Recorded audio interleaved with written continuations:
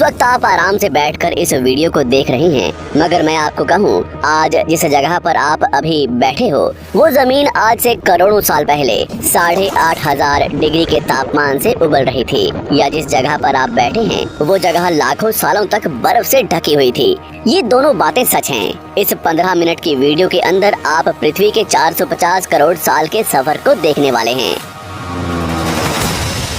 जिस जगह आज हमारा सौरमंडल है, वहाँ विभिन्न प्रकार की गैस और धूल के बादल हुआ करते थे। वैज्ञानिकों के मुताबिक इन धूल के बादलों से दूर एक तारा हुआ करता था। वक्त के साथ साथ उस तारे की ऊर्जा कम होने लगी, जिसके कारण उसके अंदर एक विशाल विस्फोट हुआ। विस्फोट की वजह से अंतरिक्ष की ये धूल एक दूसरे से दबने लगी।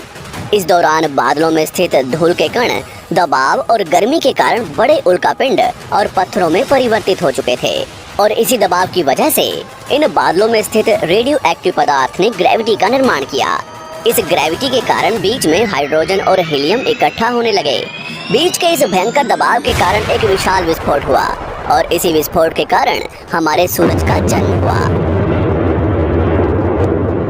अंतरिक्ष में फैले एस्टेरॉयड यानी क्षुद्र ग्रहों में भारी वजन की वजह से सूरज के करीब आकर सूरज की परिक्रमा करने लगे। धीरे धीरे इन्हीं एस्टेरॉयड में भारी टकराव हुआ, जिसके फलस्वरूप मरकरी, विनस, अर्थ और मार्स जैसे ग्रहों का निर्माण हुआ। वैज्ञानिकों के मुताबिक उस वक्त पृथ्वी और मार्स यानी मंगल ग्रह के बीच थिया नामक ग्रह सूरज की परिक्रमा किया करता था।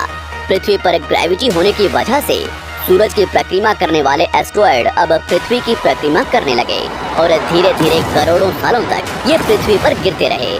और ऐसी घटना हमारे पड़ोसी ग्रह थिया पर भी हो रही थी, जिसके कारण थिया पृथ्वी के और करीब आने लगा और आकर पृथ्वी से टकराया। इस भयंकर टकराव की वजह से पृथ्वी के हिस्से कणों के रूप में अंतरिक्ष में फैल गए और एक रिंग्स की तरह पृथ्वी की परिक्रमा करने लगे। इन्हीं परिक्रमा करते हुए कणों में टकराव होने लगा, जिसके कारण हमारे चांद का निर्माण हुआ। उस वक्त पृथ्वी पर सिर्फ एक ही समुद्र हुआ करता था, और वो था 1900 डिग्री सेल्सियस की तापमान पर उबलते हुए लावे का। उबल रही थी वो सारी चीजें जिसे आज आप अलग अलग नाम से जानते हैं। वक्त के साथ साथ पृथ्वी धीरे धीरे ठंडी हो रही थी, जिसके कारण पृथ्वी के भारी तत्व जैसे धातु और रेडियो एक्टिव पदार्थ पृथ्वी के केंद्र में जाकर इकट्ठा हो गए, और हल्के पदार्थ पृथ्वी की सतह पर आ गए। लाखों सालों तक पृथ्वी पर उल्कापिंडों की बरसात हुई, और इन गिरते हुए उल्कापिंडों में जमा था नमक, मिनरल्स और पानी। करोड़ों सालों तक इन उल्कापिंडों की बरसात होती रही, और धीरे धीरे पृथ्वी की ऊपरी सतह पानी से ढकने लगी। वैज्ञानिकों के मुताबिक यही वो वक्त था जब दूर गहरे पानी के अंदर निकलते ज्वालामुखियों से पहली बार सूक्ष्म जीवों का निर्माण हुआ। लाखों सालों बाद एक वक्त ऐसा आया जब पृथ्वी की पूरी सतह पानी से ढक चुकी थी। हमारी पृथ्वी के सबसे अंदर का कोर रेडियो एक्टिव पदार्थ से बने होने की वजह से हरदम गर्म होता रहता है, लेकिन जब भी पृथ्वी की ऊपरी जमीन ठंडी हो जाती है, तब पृथ्वी के अंदर की गर्मी बाहर नहीं निकल पाती, जिसके कारण ज्वालामुखियों का निर्माण होता है। और उस वक्त कुछ ऐसा ही हुआ। पानी से ढकी हुई पृथ्वी पर हजारों की तादाद में ज्वालामुखी निकलने लगे, और आने वाले लाखों सालों तक इन ज्वालामुखियों का निकलना जारी रहा, जिससे पानी के ऊपर जमीन का निर्माण हो रहा था। इस वक्त भी पृथ्वी पर वातावरण न होने की वजह से अंतरिक्ष से उल्कापिंडों की बरसात हो रही थी। आज से लगभग 300 करोड़ साल पहले पृथ्वी पर ऐसा वक्त आया जब पृथ्वी का वातावरण लगभग स्थिर होने लगा था। ज्वालामुखी निकलने धीरे हो गए थे, और पृथ्वी का एक दिन 12 घंटे का हुआ करता था। साल बीतते गए, और धीरे धीरे ये सूक्ष्म जीव विकसित होते गए और समूह में रहने लगे। आज से लगभग 250 करोड़ साल पहले पहली बार पृथ्वी पर ऐसे जीवों का निर्माण हुआ जो जीने के लिए ये पानी के अंदर के मिनरल्स यानी खनिज पदार्थ और धूप का इस्तेमाल करते थे, और मल त्याग के रूप में ऑक्सीजन बाहर निकालते थे। इस वक्त तक पृथ्वी पर ज्यादातर ज्वालामुखी निकलने बंद हो चुके थे, और इन माइक्रोबैक्टीरिया की वजह से वातावरण में ऑक्सीजन की मात्रा बढ़ रही थी। वातावरण में ऑक्सीजन बढ़ने की वजह से पृथ्वी का वायुमंडल बनना शुरू हुआ, और आने वाले हजारों सालों तक वातावरण में ऑक्सीजन की मात्रा बढ़ती रही। जिसकी वजह से पृथ्वी के ज्यादातर हिस्सों में ये सूक्ष्म जीव फैल गए। हजारों सालों बाद एक वक्त ऐसा आया जब पृथ्वी में ज्यादा ऑक्सीजन बढ़ने के कारण ये सूक्ष्म जीव मरने शुरू हो गए। उस वक्त तक पृथ्वी का वातावरण ठंडा होने के साथ साथ ऑक्सीजन से भी भर चुका था, जिसके कारण जमीन और वातावरण में स्थित आयरन यानी लोहे के मिनरल्स पानी में स्थित ऑक्सीजन से रिएक्ट होने लगे। और एक वक्त ऐसा आया जब पृथ्वी की जमीन आज के मार्स के जैसे लाल हो चुकी थी। वक्त बीतने के साथ साथ धरती की टेक्टोनिक प्लेट्स में दरार होने लगी, जिसके कारण पृथ्वी के अंदर का लावा जमीन की तरह कई लाखों सालों तक खुला उबलता रहा। और यही वो कारण था जिसके कारण पृथ्वी के वातावरण में कार्बन डाइऑक्साइड की मात्रा बहुत बढ़ गई और पृथ्वी पर एसिड की वर्षा शुरू हो गई। एसिड रेन की वजह से पृथ्वी का तापमान घटने लगा और तापमान इतना घटा कि पृथ्वी के ऊपर स्थित पानी बर्फ में परिवर्तित होने लगा।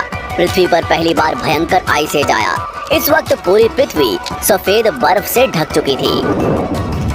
आमतौर पर जब धरती पर सूरज की किरणें गिरती हैं, तब जमीन उन किरणों को सोख लेती है, मगर क्योंकि पूरी पृथ्वी बर्फ से ढक चुकी थी और क्योंकि बर्फ सफेद और चमकीली होती है, जिसके कारण सूरज की किरणें धरती पर गिरने के बाद वापस चली जाती थी।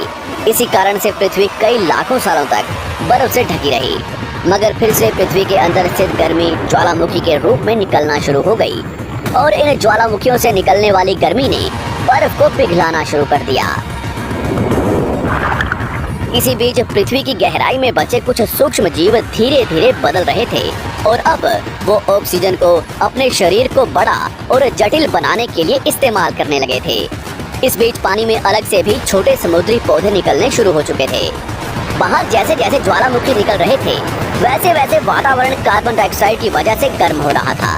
वक्त के साथ साथ बर्फ तो पिघलने लगी, मगर धरती पर फिर से एसिड की वर्षा शुरू हो गई, जिसके कारण फिर पृथ्वी ठंडी होने लगी और फिर पृथ्वी की ज्यादातर सतह बर्फ से ढक गई।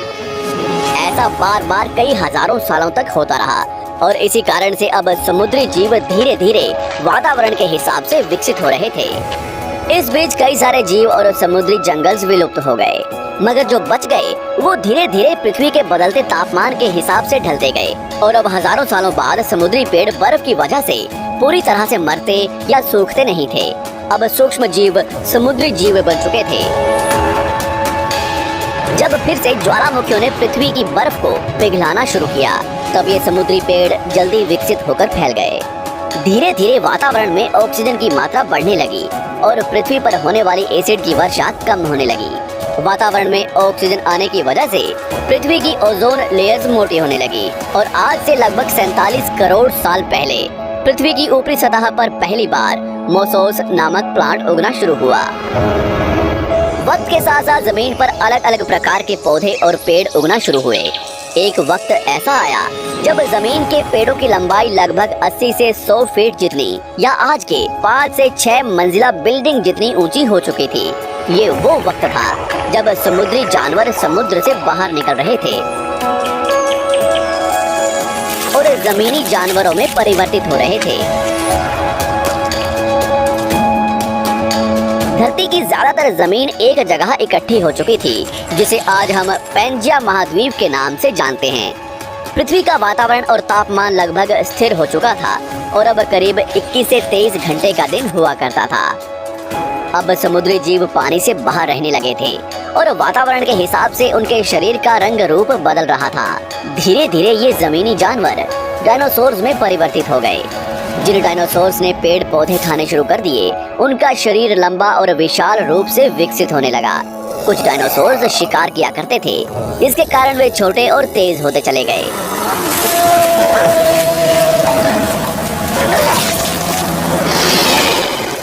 पृथ्वी की ऊपरी जमीन एक जगह इकट्ठी होने के कारण ज्यादातर जमीन रेगिस्तान और बंजर हो चुकी थी।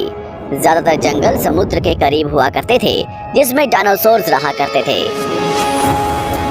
आज से लगभग 20 करोड़ साल पहले पैंजिया महाद्वीप टूटना शुरू हो गया। पैंजिया के विभाजित होने की वजह से पृथ्वी की ज्यादातर ऊपरी जमीन पानी के संपर्क में आने लगी, जिसके फलस्वरूप पृथ्वी पर हरियाली बढ़ती गई, जिस वजह से डायनासोर्स और ज्यादा विभिन्न और विशाल होते चले गए। डायनासोर्स ने आने वाले लगभग 20 से 30 करोड़ सालों तक पृथ्वी पर राज किया। उस वक्त डायनासोर्स समुद्र से लेकर जमीन और आसमान तक पूरी पृथ्वी पर राज किया करते थे।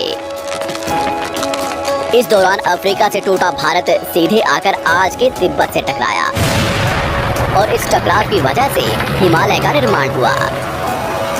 आज से लगभग 6.5 करोड़ साल पहले पृथ्वी की तरफ आज के माउंट एवरेस्ट से भी बड़ा लगभग 4.5 लाख करोड़ किलो जितना वजनिया उल्का पिंड लगभग 80,000 किलोमीटर प्रति घंटे की स्पीड से पृथ्वी की तरफ आ रहा था। पृथ्वी की सतह को छूते ही उसमें भयंकर आग लगी और वो जलते हुए सीधा पृथ्वी से टकराया। इस टकराव से निकलने वाली ऊर्जा आज के 10 करोड़ परमाणु बम एक साथ फटने के बराबर थी। जहां ये उल्का पिंड गिरा वहां के जानवर और पेड़ तुरंत भाप बनकर जल गए। गिरते ही पृथ्वी पर पूरी तरह धूल फैलने लगी। समुद्र में भयंकर बाढ़ आने लगी। भूकंप और आग ने पृथ्वी को जलाना शुरू कर दिया। कुछ ही घंटों में पूरी पृथ्वी के वातावरण में हानिकारक गैस और धूल की वजह से पृथ्वी नर्क हो चुकी थी। डायनासोर्स, घुटन, आग और भूखमरी से पूरी तरह विलुप्त हो गए। इस वक्त हमारे पूर्वज जमीन के अंदर रहा करते थे, जिसके कारण वो इस विशाल प्रलय से बच गए।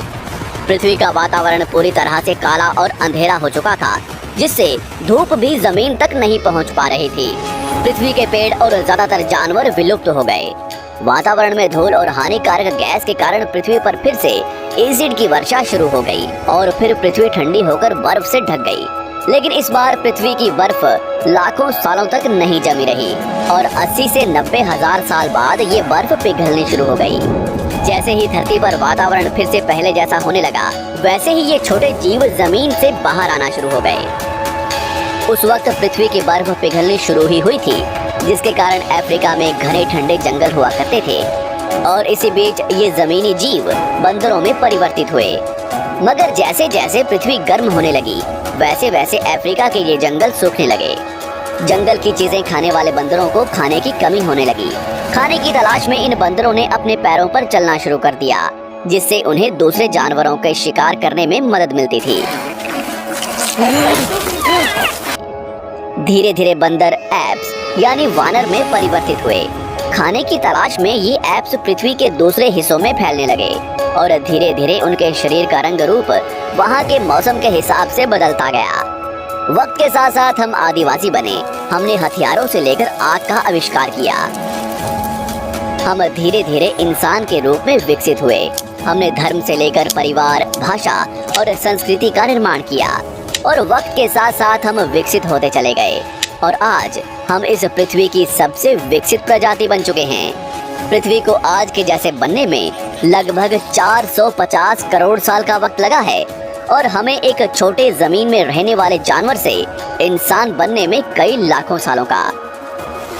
मगर हमने इन 100 सालों में जितना पृथ्वी को गंदा और तबाह किया है, उतना आज तक किसी भी प्रजाति ने नहीं किया होगा।